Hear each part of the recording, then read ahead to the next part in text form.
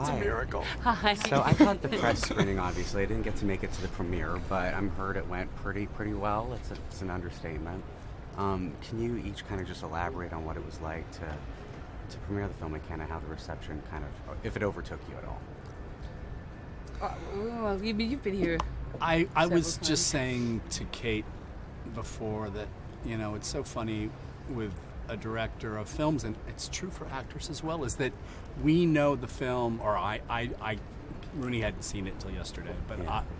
but I know the film better than anybody else, but at the same time, I don't know it at all. I don't have the objectivity that a spectator will ever have.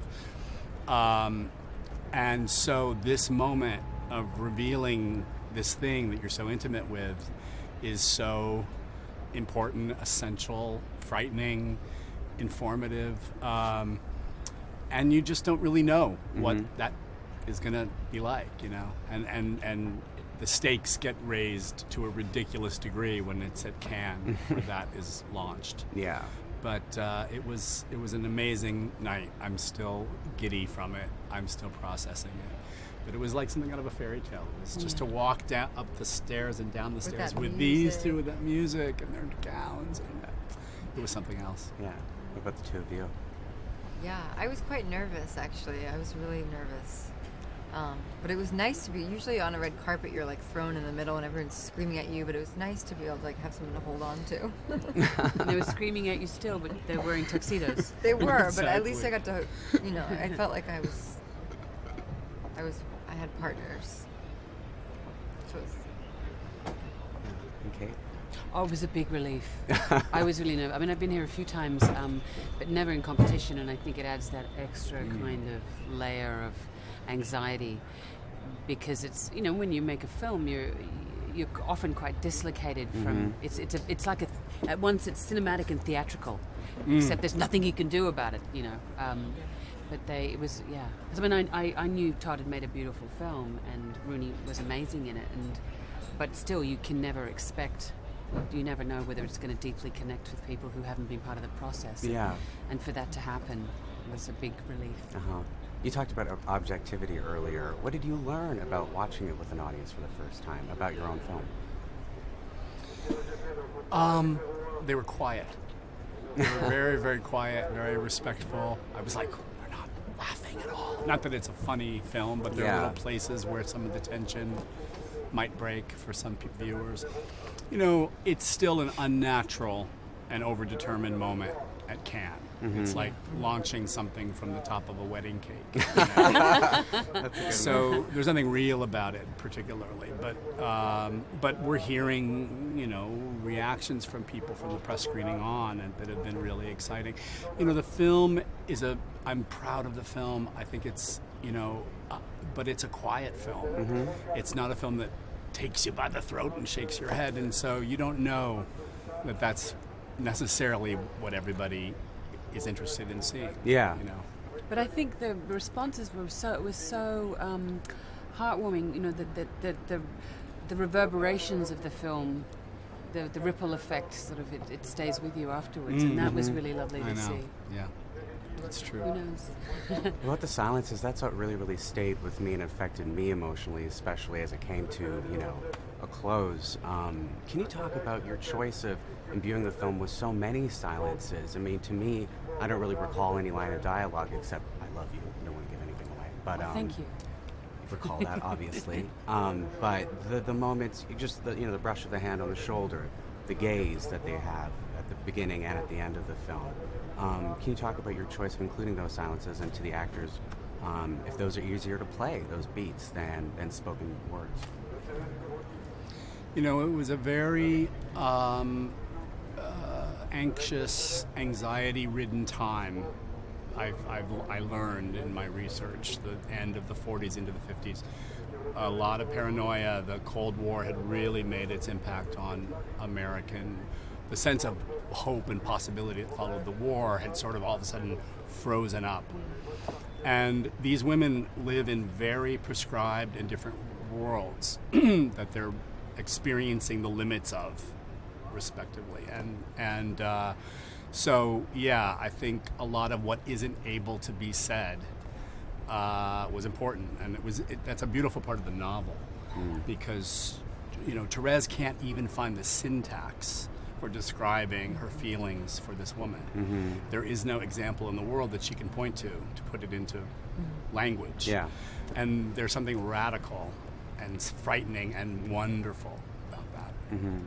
But it's also, I was just talking to someone before, when you have a baby, you feel like you're Mary and Joseph. No one has had a child before you. When you deeply fall in love, when you get ambushed by those feelings, you, like Romeo and Juliet, you discover this for the first time. And I think what is extraordinary about what you've really brought out in the screenplay is, and I saw this last night seeing it for the second time, is that yes, the women are front and center. Yes, these are undeniably two women falling in love with one another, and that's not something you see on screen very often. But there's a universality to it because they don't have any name or any language for it. It's not that different really from falling in love with a woman falling in love with a man profoundly and deeply. They're out of control, it's running ahead of them, and there's nothing they can do about it. And if they deny it, if they cut it off, then they're only living a half life. And I think that's what, it's sort of simultaneously an outsider film and an insider film. Yeah. Which I found really interesting to witness that with an audience last night. Could I get you two both to speak about playing those silent beats and what that was like? I always love those moments in film, those silent moments that fill up the space between the words. I always feel like you kind of tell more of the story in those moments, and there's certainly a lot of those moments in our film, and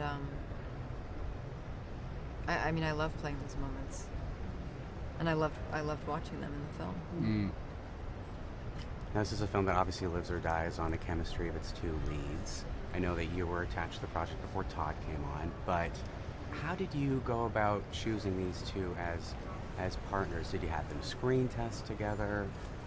How did that all work out? Just prayed. I've been watching Rooney's work from the beginning and just being so amazed by it, and the differences in the performances and the characters, and then I've spoken to people who've worked with her, and I just was like, oh my God, I just have to experience this for myself. And I really found that these guys work and bring the same kind of serious regard to the work, the preparation, the care, the concern about detail. And so the fact that there was that chemistry, the connection between them was not a surprise to me.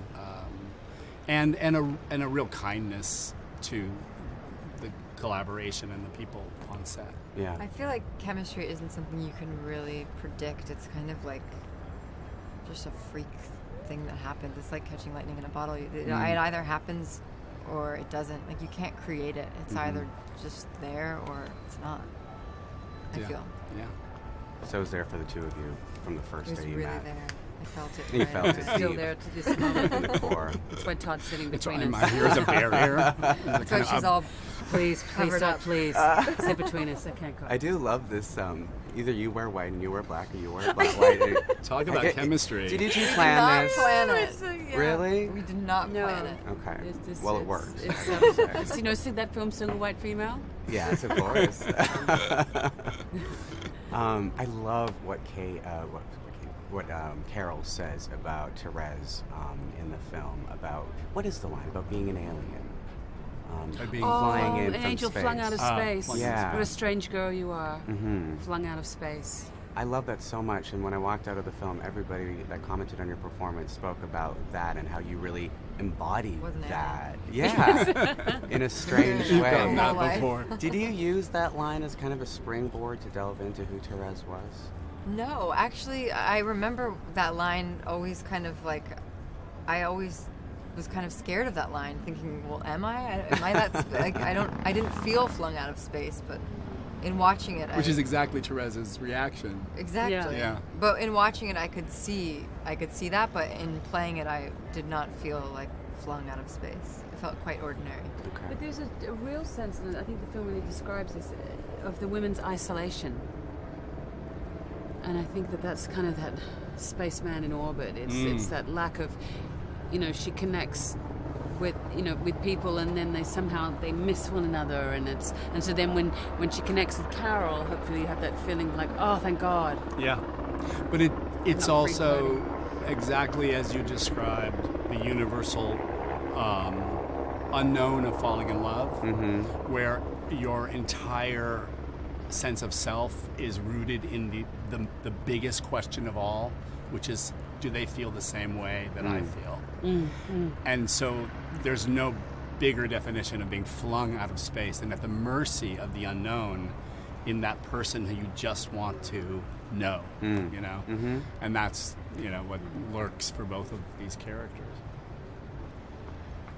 The film has a look of an old studio picture. Obviously, it's not an old studio picture. It wasn't made on a studio picture's budget, given that it's an independent film, much like Far From Heaven, your previous work. But, Mildred Pierce, you probably had a little more money to play with, I'm guessing, given that it's HBO. What was it like for you to go back to having to struggle to get this film financed and made? And It was challenging, the budget. It made every decision an essential one, but I was actually not looking at studio films from the time as much as I was looking at the photo documentation, the photojournalism, and the art photography that I was seeing in the research. Yeah. A lot of it taken by women, by female photographers who were being published in Life magazine and who were making documentaries. Ruth Orkin made a documentary with Morris Engel. They did 3, actually. The best known is Little Fugitive from '53. Yeah, that was amazing. That was But amazing. Lovers and Lollipops was this I love film, that. right? And they shot it in real places in New York City in '54 or '5, but they shot it in Macy's department store in the toy floor. And they shot it in the streets of the city with real extras. Yeah, I'd extras. forgotten about that. That was really it was useful so to watch useful, it. right? Yeah, really The useful. way they moved and the way the women's bodies And the moved, sound of their their voices, voices. So really, I was looking much more at the actual historical material as influences. Okay. Yeah, that was my way of saying it looks expensive. So, thank you so much. Thank you.